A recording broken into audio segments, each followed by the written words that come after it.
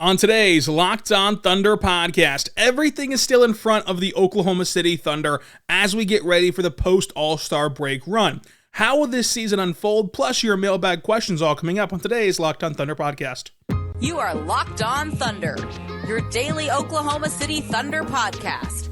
Part of the Locked On Podcast Network, your team every day.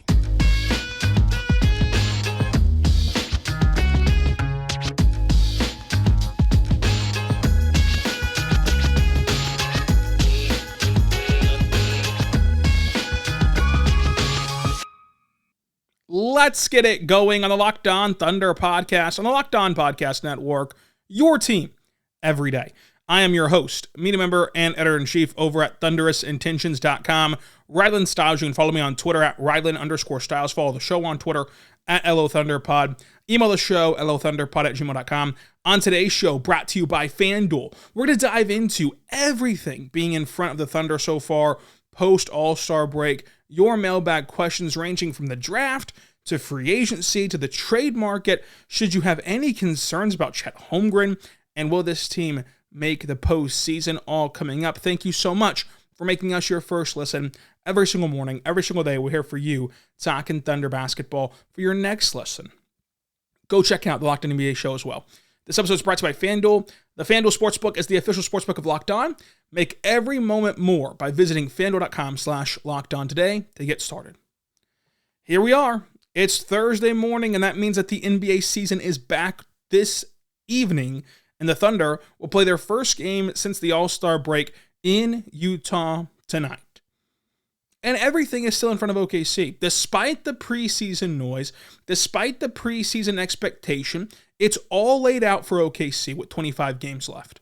Of those 25 games left, 4 games are against the Eastern Conference and 21 games are against the West. So they're going to play the teams that they need to beat to hold on to this final play-in spot. They have 4 games remaining of the Utah Jazz, who are trailing them right now by half a game, including tonight in Utah. There's 2 games left against the Lakers, who are poised to make a run post-trade deadline. LeBron James is calling this the most important stretch of his career, one of the most important stretches of his career. So it's clear that the Lakers do not want to miss the playoffs in this season. They have 4 games left against the Suns, although Friday's matchup will not include Kevin Durant, who is poised to make his debut next Wednesday in Charlotte. 2 games left, both at home against Sacramento, 2 games left against the Warriors, and 2 games left against the Clippers, although both of those Clippers games are in LA. They also have games with the Spurs, the Pistons, the Hornets, and the Pacers, which are going to be considered must-win games. If you're going to make the play-in, you have to beat the Pistons, you have to beat the Hornets, and you have to take care of the Pacers as well. And the Spurs, of course. And then the last game of the season, they play Memphis, who is one of the teams that could, in this topsy-turvy and extremely competitive West, have their slot at number 2 solidified. They could not, but at least they have a shot to have that 2 seed locked up and maybe rest some of their guys.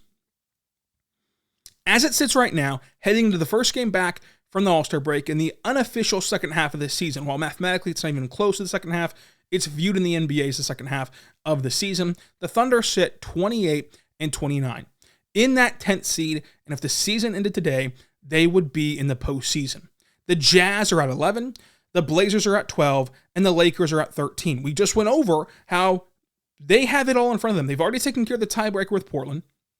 They play the 11th-seeded Jazz 4 times. If you beat them all 4 times or 3 out of 4, you're going to be ranked ahead of them. And the Lakers, a couple more games on the docket against LA. You've already beat them once. You need one more of those 2 games to get the tiebreaker over LA with the Lakers. These are important games. And this season can still go a multitude of ways. The Thunder are only a game back of the 7th seed.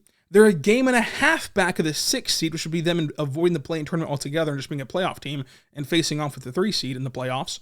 But they're also 3 games back of the 7th worst record in the league. They're also 3.5 games back of the 6th worst record in the league. That 6th worst record, that represents a 9% chance at Victor Wembanyama and a 37.2% chance at a top 4 pick. They're 5.5 back of the fifth worst record, and they're 12.5 back of the third worst record. So realistically, this team can land anywhere from the 6th worst record to the 7th best record, at least in the West, for the 7th best record. There's no bad outcome here, because as we mentioned before, even if this team falters, and then even if this team takes a dive down to like the 6th worst record in the league, that still creates an abundance of a chance to move up in a draft lottery that's been flattened, and a draft lottery in which we've seen teams jump up every year since that change. You could be the lucky team this year that leaps into the top 4 of a very good draft class. It's all in front of them, both in a way of making the playoffs and in a way of making a run at a top lottery pick. And neither outcome of those two things is a bad one. I would also argue that right now, of the teams chasing OKC for that play-in spot, the Thunder are playing the best. I think if you strip away the resumes, if you strip away the history, if you strip away the preseason expectations of these teams, you would agree that the Thunder's resume is the best. That the Thunder should be able to hold on to this play-in spot. However, development is still at the forefront of the Thunder's mind, and it's at the forefront of the fan base's mind. And this is another key piece for development. Well, it will not be necessarily tinkering with lineups or playing young guys a ton of minutes that don't deserve it. It's still development in the sense of you go from a team that people overlook, a team that people, rest against, a team that people do not take seriously, to now being a team that teams are hunting, that teams have to leapfrog, that teams have to take seriously. For the Jazz to make the play-in, they've got to win tonight. They've got to take care of you on their home floor.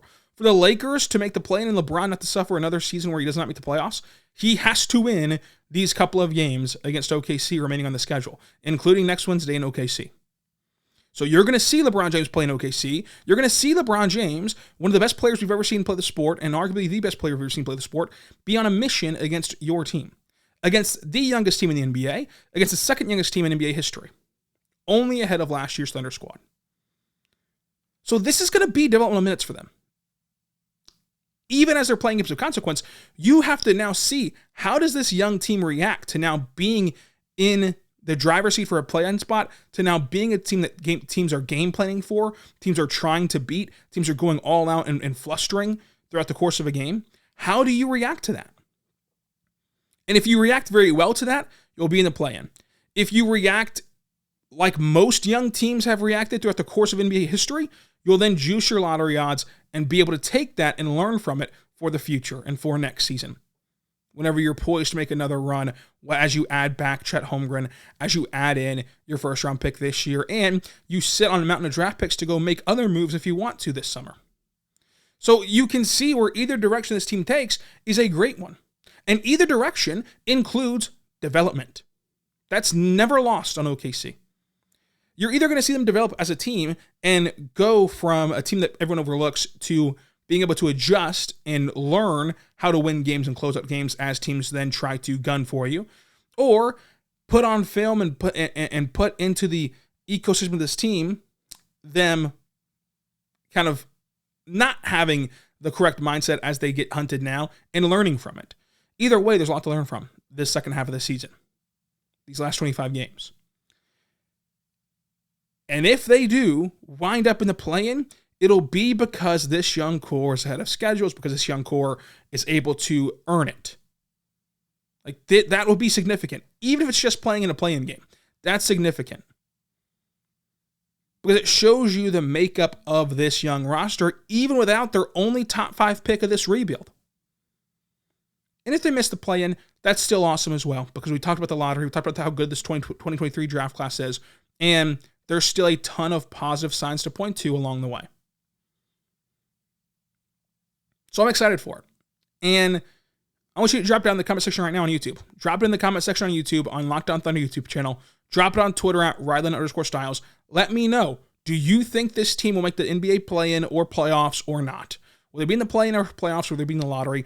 Let me know on YouTube, Locked On Thunder, on Twitter at Ryland_Styles. But it's all out in front of them right now. And if I had to guess right now, I think they're going to make the play-in. I really do. I don't see a team necessarily leapfrogging them for a better example than, they're just the Lakers, right? Like if you have to take away the example of, it's LeBron, it's the Lakers, it's Dame. If you take away all of those kind of crutches and have to do it based upon how they've played this season, there's not a ton of reasons for why the Thunder would not make the play-in. Again, strip away the resumes. Strip away the names on the resumes. Strip away the history and the expectations of these teams coming in, and let the resumes speak for themselves. The Thunder, I think, have the best resume of teams chasing that 10th seed. Now, they got to go out there and earn it. They got to go out there and prove it. They're going to have their shot to, starting tonight. This is a big game in Utah. And we'll talk about that coming up, as well as your mailbag questions on today's Locked On Thunder podcast. But I want to hear from you. Do you think that this team will be in the play-in or not? As we hear from our good friends over at FanDuel. It's the midway point of the NBA season, and now is the perfect time to download the FanDuel app. It's America's #1 sportsbook because new customers get a no-sweat first bet up to $1,000. That's bonus bets back if your first bet does not win. Just download the FanDuel Sportsbook app. It's safe, secure, and is easy to use.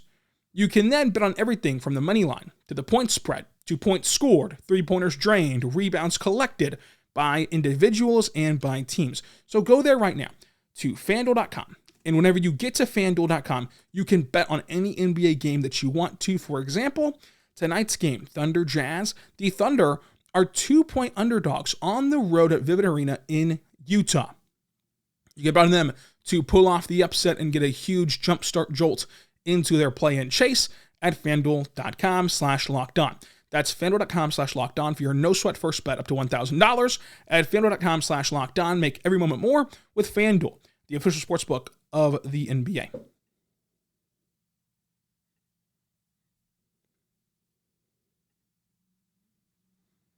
We're back on the Locked On Thunder podcast, on the Locked On Podcast Network, your teams every day. Thank you so much for making us your first listen every single morning, every single day. We're here for you, talking Thunder basketball. For your next listen, go check out the Locked On NBA podcast. And again, today's show is brought to you by FanDuel, FanDuel.com/lockedon.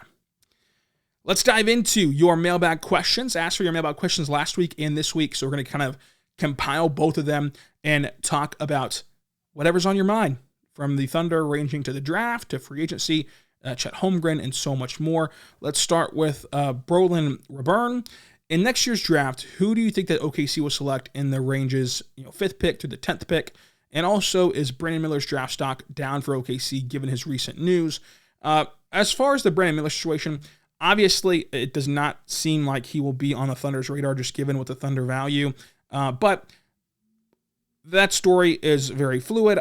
We don't really know what's happening. His representation put out a press release on Wednesday. You can go read as well. In terms of his draft stock, like in the entire NBA, I'm not sure how down it's going to be. But for the Thunder, I wouldn't be surprised if they took Brandon Miller after what's transpired over the last few weeks from Alabama. And we'll leave it at that. For the Thunder, in terms of like who they'd pick 5 through 10 if they get there, Jerice Walker would be the biggest name that I think would be an awesome addition for OKC. As kind of that high end, I think they'll go 5th, or 6th, or somewhere in that range, to where things would really have to change for OKC to land up there, or at least get a lot of lottery luck to land up there. But I think that he'd be a perfect fit for OKC.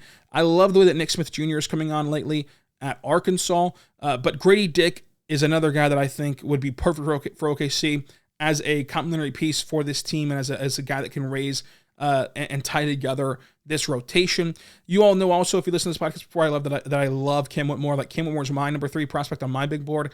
That's he's kind of been falling and fluctuating throughout everyone else's big board, but I really love Cam Whitmore.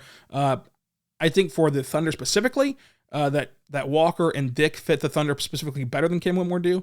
But I still love Cam Whitmore's game and what he brings to the table. Jet Howard is a guy that we looked at last week on the Locked On Thunder podcast. You can go back and listen to that with Mavs Draft.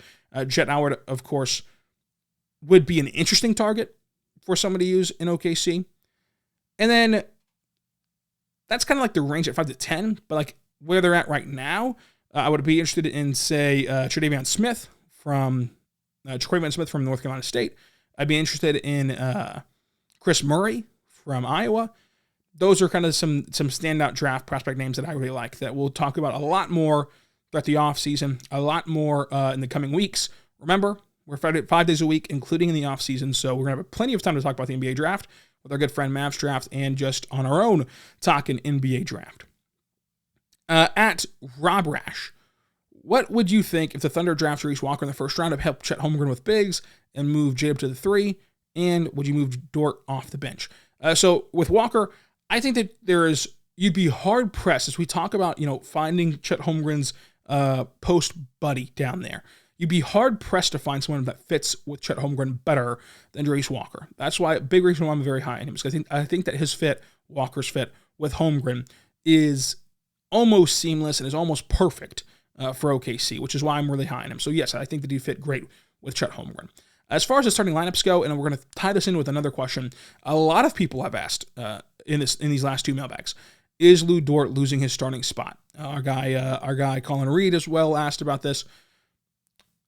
The starting stuff it doesn't matter in the sense of I'm buying the company Kool-Aid of they don't really care who starts. They don't really care who gets their name announced by the PA address announcer right before the game and the music's going, the crowd's hype.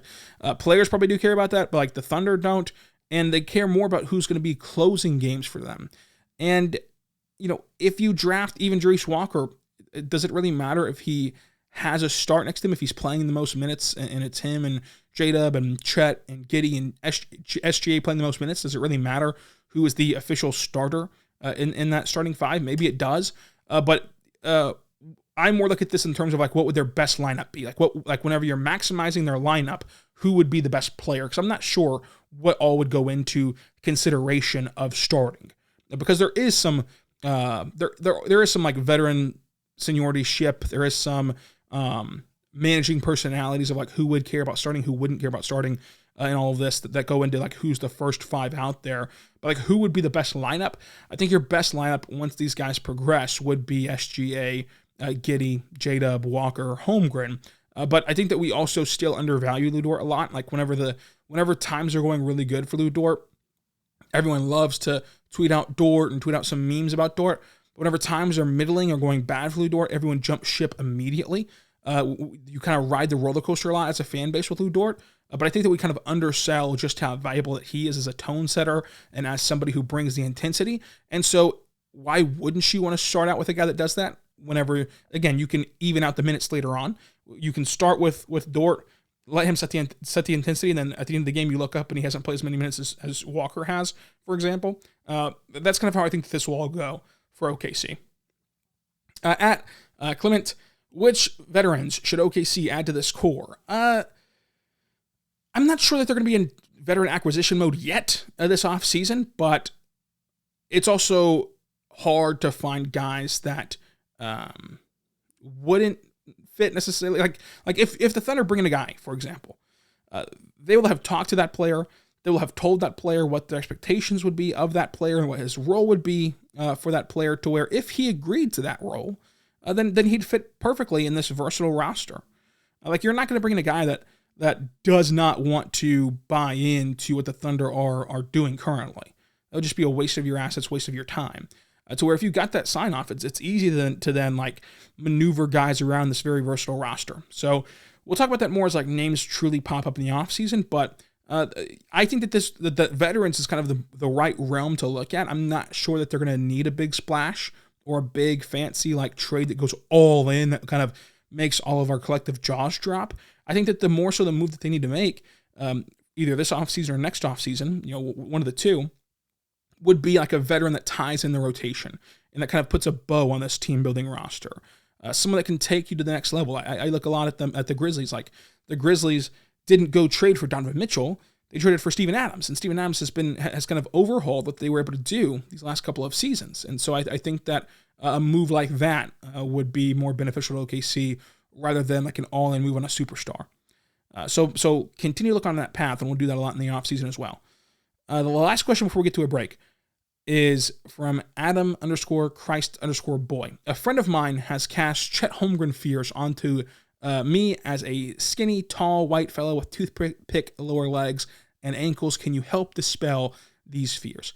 The first thing I'd say is to you and your friend, are you very high on Victor Wembanyama? Are you very high that he's going to be incredible? Would you want the Thunder to then sell out and go get Victor Wembanyama? I think that the answer to that is yes. The whole Chet Holmgren thing to me is just really lazy, to be completely honest with you. Like, find me the injury that can happen just because he's skinny. Like, find me the injury that can happen because he's too skinny. Find me the player that is just going to lower the shoulder and bump him off the spot every single time down the floor. Find me but more so like the injury part of this. Like, the injury he sustained in August is not because he was skinny. It was because, he leaned too far forward on his foot, and it was a freak injury that happens to even Julio Jones in the NFL. Like, find me the injury that is only because he's skinny. There isn't one. There just isn't. And so with Chet Holmgren, he's either going to get hurt again, and people are going to say, well, see, I told you he's injury prone, or he's never going to get hurt again, and nobody's going to be apologetic about casting him as injury prone. They're just going to move on with their life and find another narrative to then spill about him or another player. But in terms of like injury risk, then why aren't you fearful and shaking in your boots about Victor Wembanyama? They're the same frame.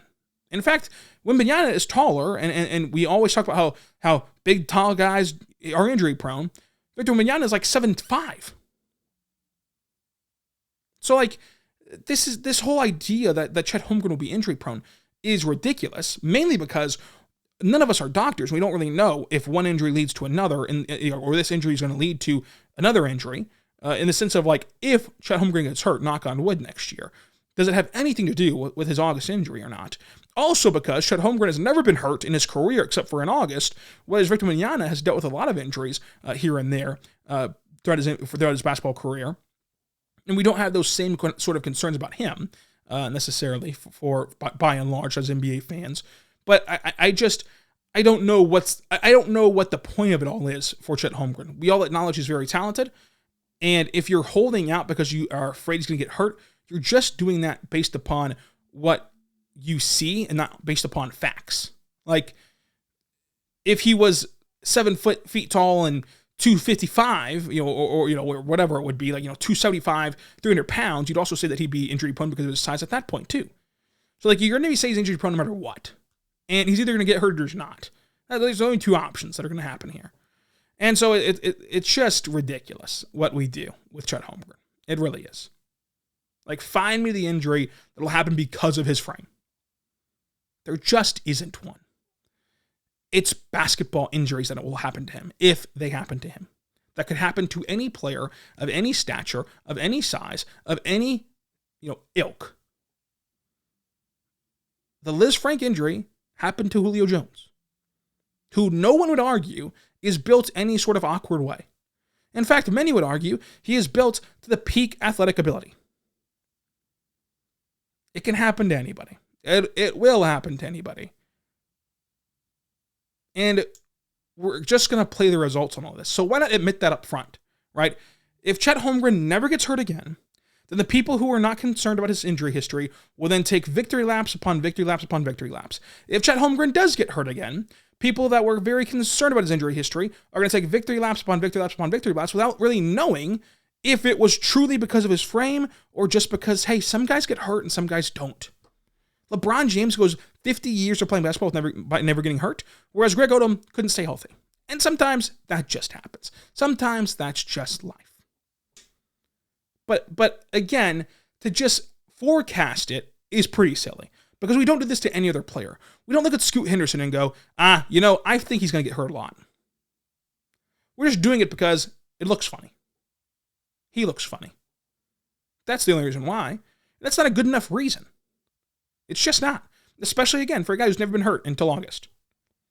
Up until August, had a clean bill of health. You can't say the same for Victor Wembanyama. But yet, everyone is salivating over Victor Wembanyama. Rightfully so. He's a great player. I would love Victor Wembanyama also. I'm not concerned about him either. But I'm just saying it's funny how one guy is concernable, one guy isn't. And maybe that'll happen to Victor as the draft process continues. But that's kind of my biggest selling point of like why you shouldn't be concerned is because we just don't know, frankly, and also because you're also very excited about Victor Wembanyama. And he arguably has an even more difficult frame to manage because he's 7'5", 7'6", 7'7", whatever his height ends up being. So it just is what it is at that point. Next questions coming up are going to be about Ben Simmons in a trade, Luka Doncic, the next disgruntled star, and can this Thunder team be a tough out for a top seed in the West this year? We'll talk about all of that coming up on the Lockdown Thunder podcast. We're back on the Locked On Thunder podcast, on the Locked On Podcast Network, your team every day. Thank you so much for making us your first listen every single morning, every single day. We're here for you, talking Thunder basketball. For your next listen, check out the Locked On NBA podcast and the Game to Game podcast, which is a 15-minute or less recap show from around the association from the night before. Check that out over there at the Game to Game podcast. The next question comes from Joe Paulo. How many picks would OKC ask from the Nets to absorb the Ben Simmons contract this offseason? A lot. A lot of picks. Because Ben Simmons is a net negative. Ben Simmons does not at all fit what OKC wants to do. Ben Simmons is not at all a player that really even has a pathway to reclamation, in my opinion. However, the thing that why I would not just immediately dismiss this notion is because the Thunder have a ton of salary cap this offseason. And not a ton of things to do with it, right? Like, there's no free agent out there that the Thunder are going to just be dying to throw a max contract at. Trading for OG Anunoby or like Pascal Siakam, like that stuff, while theoretically possible, I don't think like it truly moves the needle a ton when you consider what you have to give up to do it. Whenever you kind of just want to see this roster fill out and like see this roster develop. For example, Pascal Siakam, great player. Are you for sure comfortable and confident that he fits with Chet Holmgren to where you could trade for Pascal Siakam and then that fit is just terrible and you've given up a ton of assets to go get Pascal Siakam. You've given up your salary cap to go get Pascal Siakam. You've given up your long-term flexibility to go get Pascal Siakam, and it just doesn't work. I mean, look at Kat and Rudy Gobert this offseason. Like, that could happen.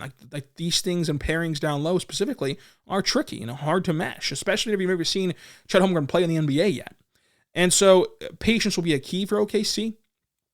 But at the same token, Sam Presti is not just one to waste an opportunity or a resource to get better. And so if you can take on Ben Simmons in that salary cap and you have nothing else to use it for, and then immediately kind of buy him out and like kind of try to figure out a way to manage the salary cap and still keep that flexibility long term, whereas just zapping your salary cap for the short term of this offseason where you're going to project to have a top 10 salary cap space in the NBA, maybe. The problem is that Ben Simmons is going to have money in the books next year and the year after, to where that's just not a realistic pathway to then use that dry powder on, so to say, of the salary cap. So it would be too complicated, in my opinion, to get that all to work out. Also, another question, is Luka Doncic the next disgruntled star? To me, he's not. To me, the next disgruntled star is Trae Young. Like, I think that can come at any point. It could come tomorrow. It could come this summer. It could come in August. It could come in October. It could come at any time now. He's got his second coach fired in Atlanta. He's posting pictures on IG of him in a Steve Nash jersey, which can really only mean one of two things. Like, I think that Trae Young is a very calculated individual on social media. Like, I think that he understands and is brand aware of how influential he is and how people are going to read into every little thing that he does. And to post yourself in a Suns jersey where you have two different pictures of the Steve Nash nameplate in it, you either want Steve Nash as the next coach or you want to play for the Suns. That's just what I think is the message there. And maybe we are all reading too much into it, but I think that Trae Young is aware of that we're going to read too much into it and is doing it for a purpose, but maybe he's not. I just don't think that the thing is working out there in Atlanta for Trae Young or for the Hawks. And I think that Trae Young would rather move forward and move on, and we could see that happening this summer. As for, like, if this question is driven toward, like, would the Thunder then pounce on that guy? I don't think that Trae Young fits OKC. I think that Trae Young's a great player. I think that Trae Young deserves a fresh start and like could really use a fresh start in a different city and different organization. He also could just turn things around in Atlanta, no problem, and then be a great player in Atlanta. Like, if he was to move on, I don't see the fit there because he doesn't play defense and because at that point you'd have SGA, you'd have Josh Giddey, you'd have Trae Young, you'd have all these guys who you would need to have the ball in their hands, or you'd have to trade some of those guys that really make this team work. And the lack of defense, just you're not going to really play for the Thunder and play for Mark if you can't play defense. So where that's just kind of a non-starter. But in terms of like who in the NBA I think is the next guy to move that can really shake up the league, I don't think it's Luka. I think it's Trae Young for that question. And then we have a question from OKC Whitaker. Would you rather have JayWill or Jeremiah Robinson-Earl long term? Great question. I think that this is a decision that the Thunder are going to have to make, not this offseason, but next offseason for the team. And right now, I'm leaning towards JayWill. Like, I really love what JayWill brings to the table. And we'll see what Jeremiah Armstrong can do. I don't think that you should give up on him yet. Like, I think that he can still work back from his injury and become a really good player in this league. But JayWill is just providing so much for OKC. And I think he more realistically fits the mold of what OKC wants to do long term than Jeremiah Robinson-Earl just by a hair. And I mentioned this on draft night where JayWill and Jeremiah Robinson-Earl make themselves very redundant. And it's going to be whoever performs the best that keeps their slot because they're just too redundant to keep long term. Whenever you only get 17 roster spots, only 15 standard deals, of those 15 deals, you can't have two of the same players that where one is not appreciably better than the other. And so where if they're the same, I think that you lean JayWill. I think they're going to be the same, or JayWill being a little bit better even than JRE. To where JRE still has a very nice NBA career. Like this is going to be one of the first moves where it truly is like, wow, this is the cost of doing business of rebuilding. Like people tried to force and shoehorn that into Isaiah Roby last year. Like even my guy Keith Smith said whenever that Isaiah Roby got cut, he was like, oh, this is the price of rebuilding. Now you lose a great player, and Isaiah Roby is just not a great player, not a good player, not a rotational player in the NBA at all. But Jeremiah Robinson-Earl or JayWill, whoever they move on from in a couple of years, will be an NBA rotational player and will be somebody that actually impacts their team in a great way. And while we wish it could be an OKC, there's just not enough roster spots to go around entirely. But I think those would be the first two guys that you have to make a decision on that can truly impact a team and impact them in a positive way and in a winning way in the future that you kind of have to move on from. But maybe they can both stick around. Who knows? I just think that it's going to be too redundant to keep both of them whenever you only have 15 spots of a standard deal. Now, the last question from August. Do you think that the Thunder can be a dangerous team for a 1-2 seed in the West? If the Thunder make the play-in, if they make the play-in tournament and they win the play-in tournament, I think that this Thunder team can look a lot like Memphis did a couple of years ago. Remember Memphis in that first ever play-in? They played Portland. They got into the big dance. They played the Utah Jazz, and they stole the game in Utah where John Morant had that incredible dunk where he's hanging on the rim. I think he drove a baseline and just dunked it from the side and hung on the rim a little bit. They only stole one game, but they still were competitive night in and night out in that series, made the Jazz work, and kind of announced themselves as a young core. I would foresee that happening for OKC. If they make the play-in and they win the play-in tournament, I could see them playing a competitive 5-game series, maybe pushing it to 6 games. Depending on who that number 1 or 2 seed would be in the Western Conference as this all shakes out. Obviously, the 1 seed is going to be Denver, but if they play the 2 seed and it's Memphis, maybe you can steal a game or two. And even against Denver, maybe you can steal a game or two. I think that you can just steal a game at the Paycom Center because fans are going to be incredibly loud and incredibly awesome for their first playoff game back in the spotlight, given what's happened in OKC, given the crap that Thunder fans have had to take over the last couple of years of being called the black eye of the league and stuff. I think it'll be an awesome atmosphere in OKC if they get a playoff game this season. And you steal one, you feel really good. You head in the offseason and you dream about how much better this team will be with Chet Holmgren and all the moves they can make, both with salary cap, with draft assets, with trading up in the draft, with draft picks of their own. You just dream about all the different ways that this team can get even better after a really, really fun season should that all pan out. So does that count as being a tough team for a 1 or 2 seed or a dangerous team? It's up to you to decide if that counts. I think it would count in terms of you grind out 5 or 6 games of competitive basketball, but still move on. That's kind of the most test you can ask for in the modern NBA of a 1-8 or a 2-7 matchup. Let me know what you think. Again, will this team be in the play-in and will they win the play-in? On the Locked On Thunder YouTube channel, comment section down below, or on Twitter at Ryland_Styles. Until tomorrow, whenever we recap this incredible Jazz game, be good and be good to one another.